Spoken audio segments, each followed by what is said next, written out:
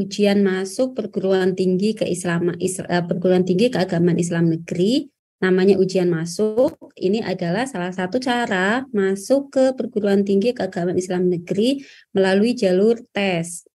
Kalau yang melalui jalur prestasi disebut dengan SEPAN ya adik-adik ya. Jadi perguruan tinggi keagamaan Islam negeri itu di Indonesia jumlahnya ada 59.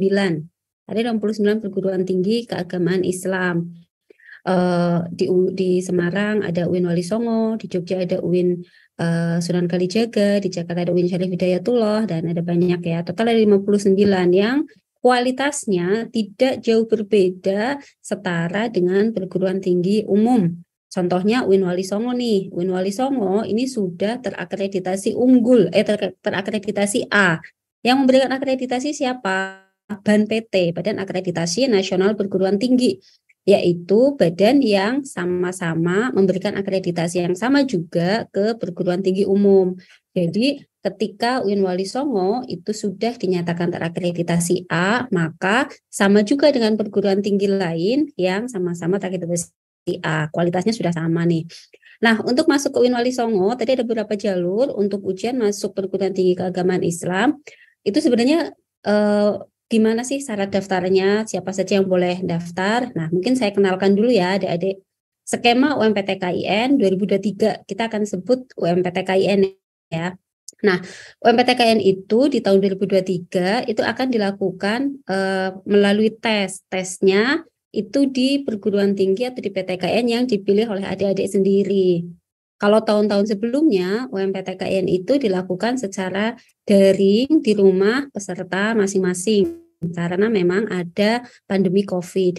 Nah, karena pandemi sudah berkurang, maka di tahun 2023 ini ujian dilakukan dengan datang ke PTKIN atau kita sebut dengan onsite.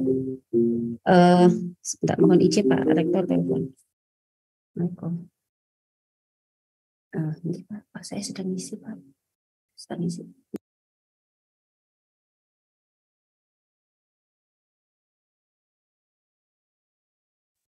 Kemudian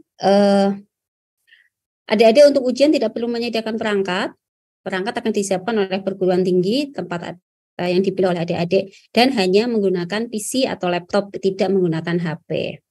Nah, yang menarik dari UMPTKIN tahun 2023 di tahun ini, adik-adik tidak perlu bimbang atas keterbatasan atau sekat-sekat jurusan. Kalau di tahun-tahun sebelumnya, anak IPA hanya boleh daftar prodi IPA saja. Seperti misalkan pendidikan matematika, fisika, kimia hanya bisa dimasuki atau diikuti oleh anak-anak jurusan IPA. Tapi kalau tahun ini tidak ada. Jadi anak IPS pun boleh mendaftar ke prodi IPA. Demikian pula sebaliknya, anak IPA boleh mendaftar ke prodi IPS. Jadi bebas sekat prodi. Silahkan saja mau daftar ke prodi manapun. Untuk kelompok, kalau memang kita boleh lintas prodi, apakah ada ujian materinya enggak Kak? Tidak ada ya, jadi untuk kompetensi yang diukur itu semuanya sama. Baik adik-adik dari prodi IPA ataupun dari jurusan IPA maupun jurusan IPS, kompetensi yang diukur itu sama. Ada 4, yaitu penalaran akademik. Nah, kemudian ada penalaran matematika, ada literasi membaca, ada literasi ajaran Islam. Penalaran akademik ini nanti ada penalaran verbal tentang bahasa, ada penalaran spasial tentang keruangan, dan ada penalaran kuantitatif, penalaran numerik. Untuk penalaran matematika nanti ada geometri, kemudian ada aritmatika, gitu. Kemudian untuk literasi membaca ada bahasa Indonesia, bahasa Arab, dan bahasa Inggris. Kalau untuk literasi ajaran Islamnya nanti ada SKI, fikih, dan Al-Quran hadis. Nah, boleh milih berapa prodi? Kalau di UMPTKIN, adik-adik boleh memilih paling banyak 3 prodi. Kemudian untuk tempat ujian, silahkan boleh dipilih di tempat atau di PTKIN terdekat dengan lokasi para peserta. Kemudian pendaftaran masih dibuka sampai tanggal 15, jadi silahkan yang belum mendaftar masih ada kesempatan untuk mendaftar. Untuk ujiannya nanti dilaksanakan di tanggal 29 sampai tanggal 8. Adik-adik tentu hanya mengikuti 1 kali sesi, artinya tidak setiap hari di tanggal itu untuk ujian ya, tapi hanya 1 sesi sebanyak 120 menit di antara rentang tanggal 29 sampai tanggal 28. Nah, sesinya itu nanti akan muncul di kartu peserta ujian. Pengumumannya nanti akan diumumkan pada tanggal 23 Juni 2023. Nah, siapa saja yang boleh mendaftar? Yang mendaftar itu adalah peserta didik pada MA, MAK, SMA, SMK, lulusan tahun 2021, 2022, dan 2023. Kalau di PD Dikti, kalau di Pangkalan Data Pendidikan, itu lulusan 2023 biasanya munculnya 2022 gitu. Jadi kalau adik-adik datanya muncul 2022 itu berarti sama saja dengan lulusan 2023. Nah, kemudian kalau adik-adik lulusan 2021-22 atau sudah lulus, maka nanti harus mengunggah ijazah atau SKL. Tapi kalau adik-adik yang lulusan 2023 karena belum dikasih SKL, nanti boleh pakai KTP. Nah, tapi syaratnya peserta atau siswa itu wajib memiliki NISN. Kemudian ada email dan ada nomor WhatsApp aktif yang dapat dihubungi. Ini nanti ketiganya dipakai untuk membuat akun pendaftaran. Nah, yang mendaftarkan siapa? Kalau di jalur prestasi atau di jalur SPAN PTKIN atau SNBP yang mendaftarkan adalah sekolah, tapi kalau untuk UMPTKIN yang mendaftarkan adalah siswa sendiri. Silahkan masuk ke laman umptkin.ac.id, nanti klik register atau pendaftaran di sana. Nah, pembayaran nanti dilakukan di bank yang ditetapkan. Tahun ini kita menggunakan Bank Mandiri. Tapi adik-adik boleh transfernya dari bank manapun, cuma nanti setornya ke rekening melalui Bank Mandiri. Besarannya berapa? Rp200.000. Nah, adik-adik boleh memilih maksimal 3 prodi dan memilih lokasi ujian. Kemudian jangan lupa lakukan finalisasi pendaftaran, dinyatakan final setelah adik-adik melakukan finalisasi pendaftaran. Klik pendaftar finalisasi, nah tadi baru adik-adik bisa mendapatkan kartu ujian. Ini adalah cara teknis melakukan pendaftaran akun di umptkn.ac.id. Ini bagi adik-adik yang belum memiliki akun ya.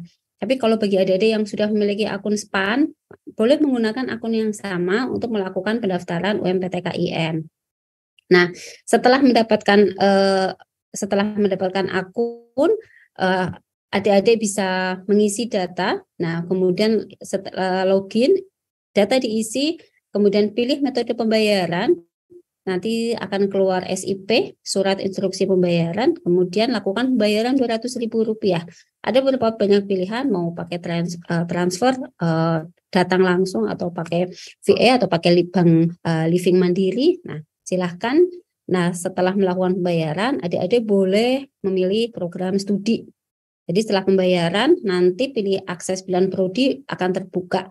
Kalau belum melakukan pembayaran, maka pilihan prodi belum akan terbuka. Lakukan pilihan prodi. Bagaimana kalau milihnya hanya 1 prodi saja? Boleh. Milih 1 prodi boleh, milih 2 prodi saja juga boleh, milih 3 prodi boleh, tapi nggak boleh sama.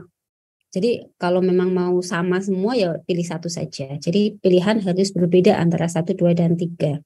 Kemudian memilih lokasi ujian, mencetak kartu. Nah, di kartu itu nanti akan ada informasi ujian di mana, sesi berapa, hari apa, tanggal berapa, ketentuannya seperti apa, tata tertibnya bagaimana, baju yang harus dibawa apa, dan baju yang harus dipakai, bukan dibawa. Yang harus dibawa alat tulis apa saja, nanti semuanya ada di kartu ujian. Setelah itu baru mengikuti ujian. Kalau untuk uji coba, ini hanya untuk panitia lokal ya, bukan untuk peserta. Nah, ini pembayaran UMPTKIN, syarat-syaratnya juga bisa dilihat di laman umptkn.ac.id. Dan ini pilihan prodi, tadi sudah saya infokan ada 3 prodi yang diminati. Jadi silahkan yang pertama, urutan pilihan prodi itu menunjukkan prioritas ya adik-adik. Jadi pilihan prodi itu, yang pertama itu adalah yang paling prioritas. Kalau tidak lulus, nanti baru masuk ke pilihan yang kedua. Nah, di dalam UMPTKIN ini adik-adik untuk scoringnya tidak ada scoring salah dikurangi, itu nggak ada ya adik ya. Jadi tidak ada kalau benar 4, tidak diisi 0, salah dikurangi 1 itu tidak ada. Jadi silahkan dikerjakan, dijawab semua, tidak ada pengurangan skor. Salah tidak mengurangi skor begitu. Karena kita menggunakan penskoran modern item respon teori.